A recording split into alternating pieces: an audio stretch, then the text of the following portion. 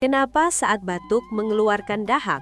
Gini, dahak itu adalah sebuah mukosa yang dikeluarkan oleh tubuh dikarenakan kalian ada debu yang berlebihan, corpus alienum namanya, debu atau zat asing, atau ketika Anda terjadi infeksi. Jadi lendirnya di sini. Nah, ketika numpuk, dahak tersebut. Nah, tapi kalau Anda mengeluarkan dasar gitu, itu malah nanti kalau terlalu sering mengeluarkan jadi radang sininya. Tapi ya nggak apa-apa gitu. Makanya ada yang namanya obat-obatan yang berfungsi untuk ekspektoran alias mengeluarkan dahak. Gitu, kayak GG namanya. GG singkatannya adalah guamesin. Itu salah satu obat untuk mengeluarkan dahak dari sini. Makanya ada batuk berdahak dan batuk tak berdahak. Kalau batuk berdahak dia ditambahin zat supaya dahaknya itu bisa aktif keluar.